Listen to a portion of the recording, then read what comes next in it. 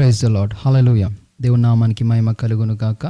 మరి యోవేలు ప్రవచన గ్రంథంలోని నెరవేర్పు పెంతెకోస్తు దినమందు అపోస్తలుడైన పేతురు గారు సెలవిచ్చిన మాట, కడవరి దినములలో సర్వజనుల మీద నా ఆత్మను కుమ్మరిస్తాను, మీ కుమారులు కుమార్తెలు ప్రవచిస్తారు, యవనస్తులు దర్శనాలు చూస్తారు, ముసలివారు కలలు కంటారు అన్న మాట. మరి ఆ రోజు సంఘ స్థాపన రోజు ఈ యోవేలు ప్రవచన గ్రంథం యొక్క నెరవేర్పును మనము గమనిస్తూ ఉంటాం. సో ప్రత్యేకించి మరి యోవేలు ప్రవచన గ్రంథం యొక్క నెరవేర్పు మన కుటుంబాల్లో మనము ఏ రీతిగా గమనించాలి మాటను చూసినప్పుడు, మరి ఈ నేపథ్యంలో దేవుడు ఏ రీతిగా కుటుంబాలని కాపాడుతాడో, అపవాది చేయదలిచిన కీడు విషయంలో దేవుడు ఏ రీతిగా మన కుటుంబాలని కాపాడుతాడో అన్న మాటను మనము కొంత సమయము ధ్యానించుకుందాము.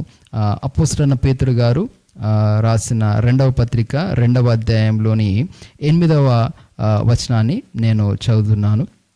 ఆ నీతిమంతుడు వారి మధ్యను కాపురం ఉండి తాను చూచిన వాటిని బట్టి వినిన వాటిని బట్టి వారి అక్రమమైన క్రియల విషయంలో దినదినము నీతిగల తన మనస్సును నొప్పించుకొనుచు వచ్చును. ఇది లోతును ఉద్దేశించి అపోస్తలుడైన పేతురు గారు సెలవిచ్చిన మాట. సో మరి దేవుడు సొదొమ గొమొర్రా పట్టణాన్ని దేవుడు మరి అగ్నిగంధకములు కురిపించి ఆయన తీర్పులోనికి తీసుకురావడానికి దేవుడు ప్రయత్నం చేసినప్పుడు, అంటే ఆ క్రమంలో దేవుని తీర్పులు విడుదలయ్యే కొంత సమయం ముందు ఏం జరిగింది అని అంటే, దేవుడు మరి ఆ తీర్పులు మరి విడుదల చేసే దూతలని మరి సొదొమ గొమొర్రా పట్టణానికి నడిపించినప్పుడు దేవుడు మరి అబ్రహాము కుటుంబాన్ని దర్శించినట్లుగా మనం చూస్తూ ఉంటాం. సో ఎప్పుడైతే అబ్రహాము కుటుంబాన్ని దేవుడు దర్శించినాడో మరి చెప్పడం, నేను నా స్నేహితుడైన అబ్రహాముకి మరి నేను పట్టణంలో చేయదలిచిన కీడు విషయంలో నేను చెప్పకుండా నేను ఏదైనా దాస్తానా అనే మాట చెప్పినట్లుగా మనం చూస్తూ ఉంటాం. సో ఎందుకంటే అబ్రహాముకి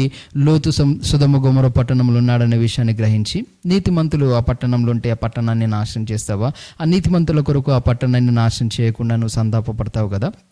సో కాబట్టి మరి ఆ అవకాశం ఇస్తావా సొదొమ గొమొర్రా పట్టణంలో ప్రజలని కాపాడడానికి అని. ఎందుకంటే ఆ పట్టణంలో మరి అబ్రహాము యొక్క బంధువులు మరి లోతు అతని భార్య పిల్లలు ఉన్నారు కాబట్టి మరి వారిని కాపాడడానికి, వారిని రక్షించడానికి అబ్రహాము ఒక ఇంటర్సెషన్ చేసినట్లుగా మనం చూస్తూ ఉంటాం. అంటే మొరపెడుతున్నట్లుగా, దేవుని సన్నిధిలో విజ్ఞాపన చేస్తున్నట్లుగా, వారి పక్షంన దేవుని ప్రాధేయపడుతున్నట్లుగా మనం చూస్తాం. మనం కుటుంబాల్లో మన తల్లిదండ్రుల కొరకు, మన బంధుమిత్రుల కొరకు, మన స్నేహితుల కొరకు, మన ఆప్తుల కొరకు మనం ఎప్పుడైతే వాళ్ళ ప్రాబ్లమ్స్లో ఉన్నప్పుడు, వాళ్ళ కష్టాలు ఉన్నప్పుడు ప్రభు వారిని కాపాడండి అని మనం ఎట్లయితే విజ్ఞాపన ప్రార్థన చేస్తూ ఉంటామో అదే నేపథ్యంలో సాగుతుంది. అబ్రహాము కానీ లోతు కానీ వేరే కాదు, మనం వేరే కాదు, మనమందరం దేవుని పిల్లలం. సో మనకు భారం దేవుడు ఇస్తాడంటే, దేవుని ప్రేమ పరిశుద్ధాత్మ ద్వారా మీరు హృదయాలు కుమ్మరింపబడింది కాబట్టి, మనము ఎంత ప్రేమ కుమ్మరింపబడింది అంటే శత్రువులను సైతం క్షమించేంత ప్రేమ మన హృదయాల్లో కుమ్మరింపబడింది కాబట్టి, మనకు కీడు చేసిన వాళ్ళని కూడా మనం క్షమించేంతగా మనము ముందుకు కొనసాగుతూ ఉంటాం. ఇది సూపర్ న్యాచురల్గా జరుగుతూ ఉంటుంది. ఇది లౌకిక సంబంధమైన ప్రేమ కాదు, ఇది సూపర్ న్యాచురల్ ప్రేమ. సో ఈ ప్రేమను బట్టే మనము మన వాళ్ళు ఎవరైనా కానీ ఇబ్బందుల్లో ఉన్నప్పుడు, మన వాళ్ళు ఎవరైనా కానీ కష్టాల్లో ఉన్నప్పుడు మనం వారి నిమిత్తం ప్రార్థన చేస్తాం. సో నేను సొదొమ గొమొర్రా పట్టణానికి ఈ కీడు చేయదలిచినాను అంటే, కీడు కాదు, నేను ఈ తీర్పును విడుదల చేయదలిచినానని దేవుడు అబ్రహాముకు బయలుపరిచినాడు. సో ఎందుకంటే అబ్రహాము యొక్క బంధువులు అందులో ఉన్నారు, అలా అన్నపిల్లలు అందులో ఉన్నారు. వాళ్ళకి ఏమైనా అయితే అబ్రహాము బాధపడతాడని దేవునికి తెలుసు కాబట్టి వాళ్ళ నిమిత్తం తను కాపాడుకోగలడు అన్న నేపథ్యంలో దేవుడు బయలుపరుస్తాడు అన్నట్టు. లోతు నీతిమంతుడు కాబట్టి ఆ నీతిమంతుడిని కాపాడాలన్న ఉద్దేశంతో దేవుడు అబ్రహాముకి ఆ మాట సెలవిస్తున్నట్టుగా చూస్తూ ఉంటాడు. సో నీకు కలలు కానీ దర్శనాలు కానీ దేవుడు మీ కుటుంబంలో ఎవరి నిమిత్తమైనా కానీ, మీ ఆఫీస్లో కానీ, మీ స్నేహితుల నిమిత్తం ఎవరైనా చూపించినప్పుడు దేవుని ఉద్దేశం ఏంటంటే, నీవు వాళ్ళని కాపాడడానికి నువ్వు విజ్ఞాపన చేస్తావు, మొర పెడతావు అన్న నిన్ను నమ్మి దేవుడు నీకు ఆ దర్శన భాగ్యాన్ని దేవుడు నీకు ఇచ్చినాడు. కాబట్టి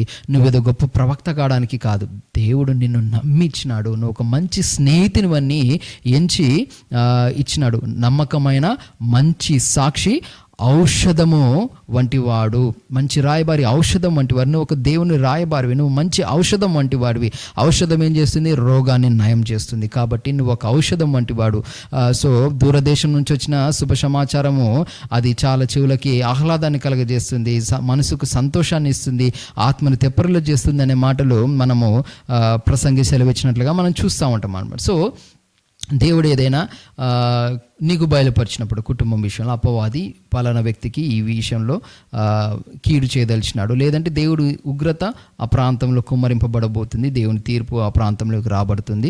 సో ఆ ప్రాంతంలో మీ బంధువులు ఉన్నారు, మీ స్నేహితులు ఉన్నారు, కాబట్టి వారి నిమిత్తం నువ్వు ప్రార్థన చేసినట్లయితే నేను వారిని తప్పించిన తర్వాత నేను నా ఉగ్రతను, నా తీర్పును ఆ ప్రాంతం మీదకి తీసుకొని వస్తాను అన్నట్టుగా దేవుడు నీకు బయలుపరుస్తాడనమాట. సో దేవుడు నిన్ను ఏ రీతిగా బయలుపరుస్తున్నాడంటే దేవుడు నిన్ను స్నేహితునిగా ఎంచి నీకు బయలుపరుస్తున్నాడు. సో నా స్నేహితుడైన అబ్రహాముకు నేను ఏదైనా చెప్పకుండా నేను ఏది చేయను, నేను దాచిపెట్టను అన్నట్టుగా దేవుడు బయలుపరిచినాడు. అబ్రహాంతో దేవునికి ఉన్న రిలేషన్షిప్ని బట్టి ఆ రిలేషన్షిప్లో వాళ్ళు బాధపడకూడదని దేవుడు బయలుపరిచినాడు. సో అది రిలేషన్షిప్ వాల్యూస్ని, అంటే దేవుడితో నీకు ఎలాంటి రిలేషన్షిప్ ఉందో ఆ రిలేషన్షిప్ వాల్యూస్ని దేవుడు గౌరవించి నీకు వారి విషయంలో ఏదైనా కీడు ఉంటే దేవుడు నీకు బయలుపరుస్తున్నాడు. దేవుడు నిన్ను గౌరవపరుస్తున్నాడు.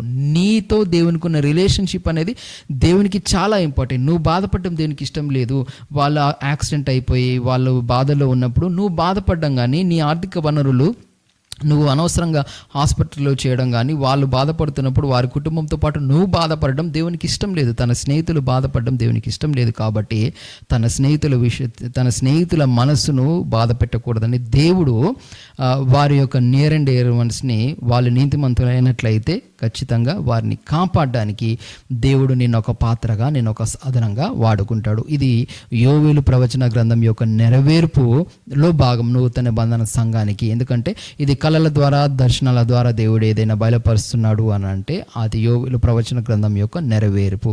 దేవుని ఆత్మ మనలో ఉన్నప్పుడు, మనలో నివాసం ఉంటున్నప్పుడు, మనం దేవుని మందిరం అయినప్పుడు యోహాను సువార్త 16వ అధ్యాయంలో యేసుక్రీస్తు ప్రభువారు ఏం సెలవిచ్చారంటే సత్యస్వరూపమైన ఆత్మ వచ్చినప్పుడు జరగబో సంగతులను మీకు బయలుపరుస్తాడు అనే మాటను కూడా ఈ యొక్క నేపథ్యంలో మనం చూస్తాం. సో ఆత్మ కుమ్మరింపులో ఆ రోజు పేతురు గారు ఇదే మాటను సెలవిచ్చారు. ఇదిగో యోవేలు ప్రవచన గ్రంథం యొక్క నెరవేర్పు మనలో జరుగుతుంది. వీళ్ళు ప్రవచిస్తున్నారే, వీరు కొత్త మద్యం ఏం తాగలేదు, వీళ్ళు దేవుని సన్నిధిలో వాళ్ళు దేవుని యొక్క ఆత్మ నింపుదనం బట్టి వాళ్ళు ఆ రీతిగా ప్రవచిస్తున్నారు అని పేతురు గారు మరి ఆ మాటని జరుగుతున్న సందర్భానికి చక్కని న్యాయం జరిగించినట్లుగా మనం చూస్తాం. సంఘస్థాపన జరిగినట్లుగా మనం చూస్తూ ఉంటాం. సో నీకు దేవుడు కళ్ళు కానీ దర్శనాలు ఇచ్చేది ఆయన యొక్క ఆత్మను కుమ్మరించి చేస్తున్నాడు. శక్తి చేత కాదు, బలము చేత కాదు, అది ఆయన ఆత్మ ద్వారా చేస్తున్నాడు. కాబట్టి నీకు వచ్చే కళలు, దర్శనాలు, ప్రొఫెటిక్ ప్రతి డ్రీమ్ అన్నీ అది పరిశుద్ధాత్మ ప్రమేయంతో వస్తున్నాయి. కాబట్టి నువ్వు వాటిని ఘనపరిచినప్పుడు, నువ్వు వాటిని జర్నల్ చేసుకున్నప్పుడు, ఎవరి ఉద్దేశంలో అవి వచ్చినాయో వాళ్ళకి నీవు వాటిని విశదపరిచినప్పుడు, వాళ్ళని కాషన్ చేసినప్పుడు, వాళ్ళని అలర్ట్ చేసినప్పుడు దేవుడు నేను ఘనపరుస్తాడనమాట. నన్ను ఘనపరచువాని నేను ఘనపరుస్తాను అనే మాట మనకి ఈ యొక్క నేపథ్యంలో నెరవేరడం మనం చూస్తూ ఉంటాం అనమాట. సో దేవుడికి మనం కొద్దిగా నమ్మకంగా ఉన్నప్పుడు దేవుడు అత్యధికంగా కూడా నమ్మకంగా ఉండడానికి కృపణిస్తాడు. ఒక కుటుంబం విషయంలో మనం నమ్మకంగా ఉన్నప్పుడు సంఘం విషయంలో దేవుడు బయలుపరుస్తాడు. మనం ఒక సంఘానికి మనము నమ్మకంగా ఉన్నప్పుడు సార్వత్రిక సంఘాన్ని నేపథ్యంలో ఇస్తాడనమాట.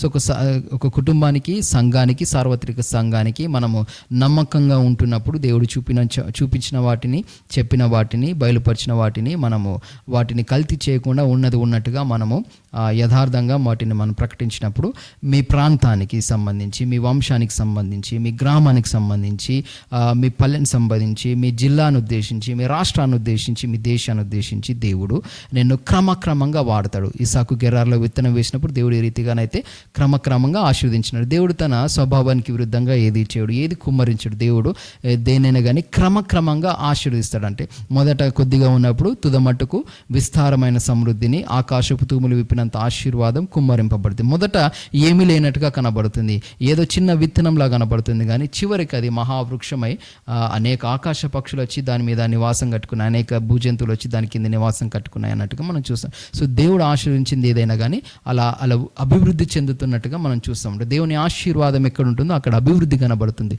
సో నీ ప్రవచన అభిషేకాన్ని దేవుడు ఆశీర్వదించినప్పుడు నీలోని దేవుడు నాటిన ప్రతి మొక్కను దేవుడు ఆశీర్వదించడము, దేవుడు నీరు కట్టి వాటిని ఫలింపచేయడం ప్రారంభించినప్పుడు అనేకులు ఆ యొక్క ఫలాలను అనుభవించేవారై ఉంటారు. నువ్వు మాత్రమే కాదు, నీ కుటుంబం మాత్రమే కాదు, మీ బంధువులు, మీ వంశము, మీ స్థానిక సంఘముతో పాటు సార్వత్రిక సంఘానికి, ప్రాంతానికి, దేవుడు దేశానికి కూడా దేవుడు నిన్ను ఒక గొప్ప పనిముట్టుగా, దేవుని చిత్తాన్ని నెరవేర్చే పాత్రగా దేవుడు వాడుకొని ఆయన నామాన్ని మాయంపరుచుకుంటాడు. కాబట్టి దేవుడు ఇచ్చే ప్రతి అవకాశాన్ని మనం సద్వినియోగం చేసుకోవాలి. యెహోవా దొరుకు కాలమందు ఆయన వెతుకుడి, ఆయన సమీపంలో ఉండగా ఆయనను వేడుకొనుడి. మనల్ని దేవుడు దర్శించినప్పుడు, కళల ద్వారా దర్శనాల ద్వారా దేవుడు మనల్ని దర్శించినప్పుడు, ప్రభా ఇదిగో నువ్వు నన్ను దర్శించావు కాబట్టి నాకు ఈ కళ వచ్చింది, నాకు ఈ దర్శనం వచ్చింది కాబట్టి నేను దాన్ని రాసి పెట్టుకుంటున్నాను అన్నప్పుడు దాన్ని మనం ఘనపరచడం అనమాట. దేవుడు మనల్ని వచ్చినప్పుడు ఆయన ఘనపరచడం, ఆయనకు ఆతిథ్యం ఇవ్వడం అనమాట. దాన్ని ఆతిథ్యం ఇవ్వడం అనమాట. సో అలా ఆతిథ్యం నీవు ఇచ్చినప్పుడు, దేవుడు వాక్కుకి నువ్వు ఆతిథ్యం ఇచ్చినప్పుడు, నువ్వు రూమ్ ఇచ్చినప్పుడు ఇంకా అత్యధికమైన ఆతిథ్యం నువ్వు పొందుకోవడానికి నువ్వు ఎలిజిబుల్ అవుతావు. ఇంకా అత్యధికమైన వాక్కును దేవుడు నిన్ను నమ్మి బుద్ధి వాక్కును, జ్ఞాన వాక్కుని, వర్డ్ ఆఫ్ నాలెడ్జ్ని, వర్డ్ ఆఫ్ రెవల్యూషన్ని దేవుడు ఇంకా పెంచుతాడు అనమాట. చాలా డీటెయిల్గా పెంచుతాడు, చాలా క్లారిటీగా పెంచుతాడు, చాలా ప్రిసిషన్గా పెంచుతాడు అనమాట.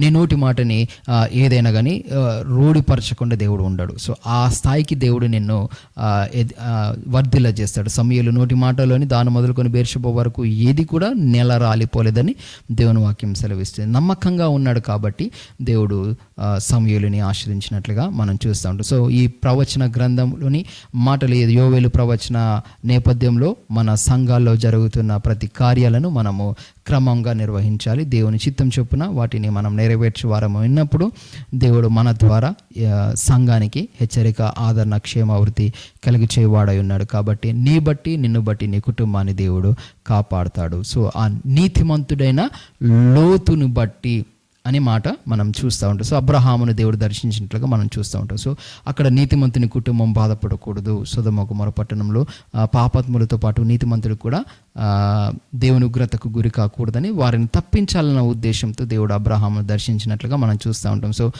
ఆ క్రమానికి అబ్రహాము కుటుంబంలో ఏదైతే లోటు ఉందో ఆ లోటుని దేవుడు తీర్చినట్లుగా కరెక్ట్గా మరుసటి సంవత్సరం ఈ ప్రాంతానికి నేను వస్తాను, ఈ ప్రాంతానికి తిరిగి వచ్చే సమయానికల్లా నీ గర్భంలో అంటే నీ ఒడిలో నీ వాగ్దాన కుమారుని నువ్వు కలిగి ఉంటావు. సో తనకి ఏదైతే కొరతగా ఉందో ఆ కొరతను తీర్చాడు. చూడు, తన కుటుంబాన్ని, తన బంధువుల కుటుంబాలని కాపాడమే కాదు, తనకున్న కొరతను కూడా తీర్చే దేవుడు. సో దేవుడు నిన్ను అలా దర్శించినప్పుడు, కళల ద్వారా దర్శించినప్పుడు, దేవుడు నీ జీవితాన్ని చూసినప్పుడు నీకేదైతే కొరతగా ఉందో, నువ్వు దేవుని ఏదైతే అడుగుతున్నావు, దేవుడు నీకేదైతే వాగ్దానం చేశాడో అది ఖచ్చితంగా దాన్ని నెరవేర్చడానికి దేవుడు వాగ్దానము చేసి వెళ్ళే దేవుడు అయి ఉన్నాడు. దాన్ని స్థిరపరిచే దేవుడు అయి ఉన్నాడు, దాన్ని రూఢిపరిచే దేవుడు అయినాడు. కాబట్టి నీకు వచ్చే కళలు, దర్శనాల విషయంలో నువ్వు నమ్మకంగా ఉన్నప్పుడు దేవుడు నీకేదైతే ఇస్తాను అన్న వాగ్దానం చేస్తాడో దాని మీద దృష్టి నిలిపే అవకాశం ఉంటుంది. కాబట్టి నువ్వు నమ్మకంగా ఉన్నప్పుడు దేవుడు నమ్మకస్తులని వర్ధిలింపజేస్తాడు. యథార్థవంతులే వర్ధిల్లుతాడు. దేవుడు నీకు చూపించింది యథార్థంగా నువ్వు ప్రకటించినప్పుడు, ఉన్నది ఉన్నట్టుగా ప్రకటించినప్పుడు